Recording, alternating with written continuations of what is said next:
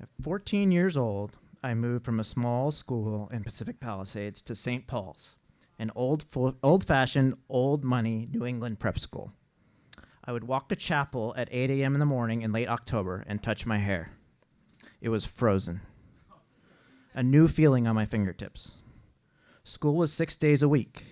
It was only a few months ago, winter meant full-length wetsuits. My parents dropped me off with pride in their eyes. My mother grew up the middle of 5 children in a poor family in a poor town in rural Missouri. So poor that she often missed school because her family could not afford to buy her a thrift store jacket. My dad had gone to boarding school. The prestige was important to him. Both were status-driven, but for different reasons. Delivering their child to an elite institution was an accomplishment for them.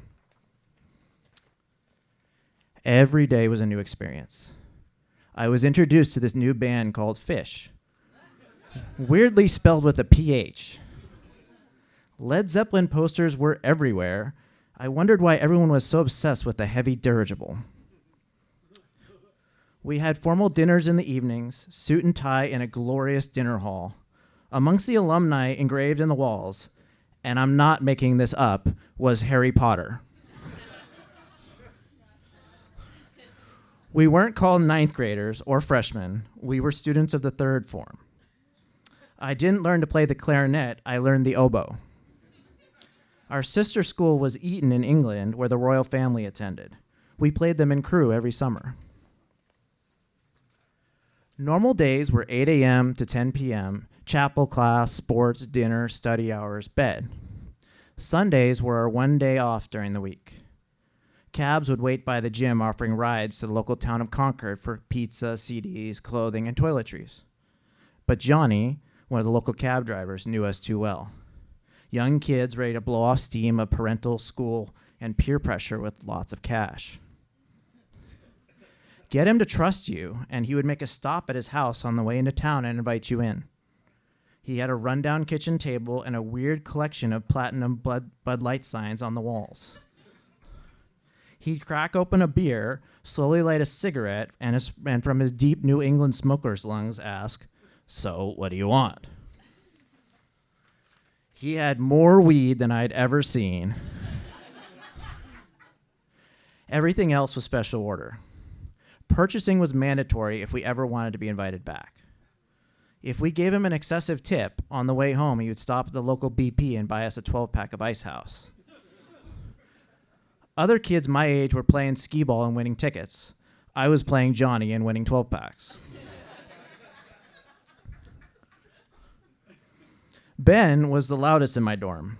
He had a dry sense of humor, bigger, stronger, and a strong energy, and was chubby, fat maybe, but he carried it well. He was from a broken family in Fairfield, Connecticut. His normal move was to wind up his wet towel leaving the bathroom and whack me with it. It would land on my shoulder with a deep thud, like his footsteps, only wetter. Morgan, my roommate, was a different breed. His dad was a demanding, well-known physician in Dayton, Ohio. Morgan hated psychology, yet manipulation was his specialty. Somehow, I was always willingly giving him my ramens, and only his music was allowed on my stereo. He had a laugh like Beavis and Butthead, smug but more intelligent. Morgan and Ben had a form of rivalry. Ben, alluding to Morgan's shaggy hair and silky dress shirt, would call him the 90s businesswoman. Morgan referred to Ben as Leisure Suit Ben, alluding to his greasy, round, creepy nature. There were 30 of us in the dorm, aged 13 to 17, often left unattended. The common room layout ensured that you could not exit your dorm for so much as a pee without being seen. Door locks were not to be found, nor permitted. St. Paul's told us it was because they trusted us. They advertised it to our parents as a safety feature and ensuring access at any time. Some nights would be calm enough you could watch TV in the common room. Mr. Clooney, our dorm head, taught humanities, an intersection of art and history. His teacher office hours were from 8 to 10 p.m., where he would clean his inlaid shotgun. No one dared approach. At 10 p.m., he would leave off to do who knows what, but we never saw him until third period the next day. Everyone was under some form of pressure. Ben would cheat on his test to avoid a tirade from his father. Morgan resorted to manipulation to give him some semblance of control. We were a cosmopolitan group of boys, sharing living, education, chess, and emotional outbursts. We were as diverse as we were immature and unregulated. Like a bad fart, it only took a little bit of stress from one student to permeate the entire dorm.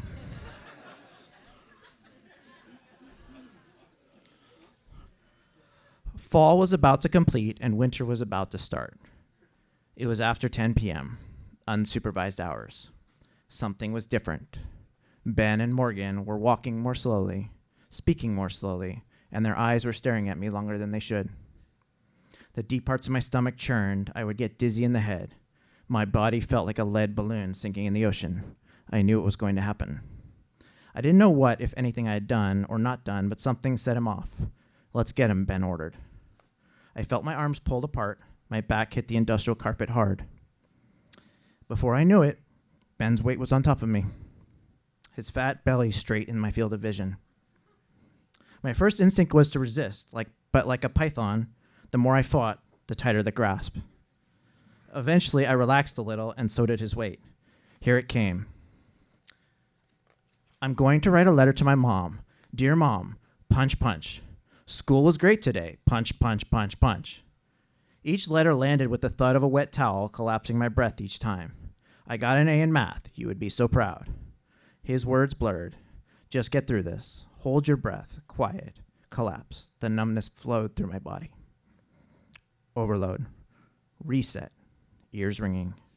The weight of Ben was gone. It was over for tonight anyways. Back to the grind. Chapel class, sports, formal dinner, study.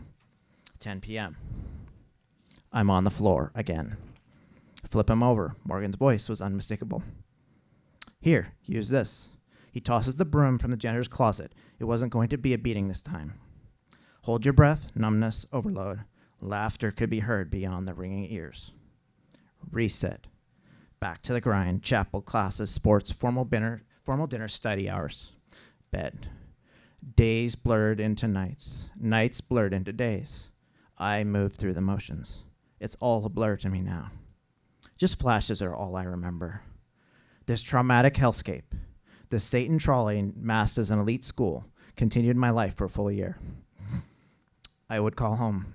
I would beg to come home. I was never able to tell my parents what was really going on. My parents were not a safe resource. To tell them would destroy their identity. Even if they were, how would I even know how to express that? Was it normal, a rite of passage? Had my dad gone through something similar? Was I a failure? This was the elite, supposedly the best place in the world for me to be. I begged to come home. My parents didn't want me to throw away such a fantastic opportunity. My requests were declined. I did my best, yet my grades steadily dropped. I would get more and more pink slips for missing chapel. I felt so alone. This kind of loneliness was a special breed. The world abandoned me. The school abandoned me. My peers abandoned me. The worst of all, my family abandoned me. The abandonment came with a special bow. You should be grateful for this opportunity. How could you ever feel alone or upset? Near the end of the year, it became too much. One night, I got out a knife and pointed at my belly. My dorm mate came in and saw it. They grabbed Mr. Clooney. As soon as I knew he was coming, I was horrified. I put the knife away and said nothing is wrong, and I blamed it on his thick Korean accent. I continued. I finished the year. Sunshine and LA traffic for a few months. The year had completed. A breath of fresh smog was a welcome respite from the land of live, freeze, or cry. When I returned from my fourth form year, I had a new single dorm room and some new fresh classmates. The dynamic was different this time. I was a seasoned trauma survivor. Things were going to be different, and they were, but they weren't much better. More drugs. Eventually, we got caught. Nearly the whole dorm was sent to disciplinary committee. My parents were informed. Now, I was in trouble with the school and my family. Nobody was expelled. Finally, I was done. There was nothing in my life that wasn't pure organic pain extract. There it was. I saw my way out. It'd been there the whole time. The bottle of aspirin sitting on my desk. Late one night, I downed it all and crawled into bed and waited for the impending darkness. I left a note. I called my mother and told her what I'd done, knowing she couldn't get to me fast enough from 3,000 miles away. I pictured my classmates raiding my room for my extra fat stash of food as I drifted off to sleep. It didn't come fast enough. I woke up being picked up by the infirmary. The nurse asked me why I was there. To her horror, she had no idea. She muttered obscenities as she raced for the phone. After being discharged, I met with the school counselor. His calm demeanor slowly lowered my defenses. I told him my struggles, my secrets. Knowing my intimate details, he conferred with the administration, and they decided to remove me from my class. I was sent home. This wasn't how I planned, but I got out. But after I got home, I wanted to go back for some reason. Somehow I thought I could do better. I thought if I could go back and show them I could do well, everything would be fixed. My parents were dumbfounded. How did this happen? I wasn't talking. My mother started making noise. She started asking questions. Questions and noise were not what the school wanted. Make noise and I'd be blackballed from every good private school. Be quiet and have no answers, no accountability. St. Paul's offered me $70,000 in exchange for an NDA. However, the NDA included a provision that the school would be silent too. My parents saw this as an opportunity to get me somewhere else. They were in desperate denial, still confused and grabbing onto strings of hope that their dreams were not crushed. They pushed me to sign it as my only hope, as it was my only hope of a better future in their eyes. But being a minor, my parents signed it as well. I had no voice. Up until a few years ago, I always felt like it was my fault. If I had acted better, been a better son, been a better classmate, maybe this would not have happened. But that didn't sit right. Then I realized, what good is having a voice now if I'm not going to use it? Andrew Gray, ladies and gentlemen, Andrew Gray.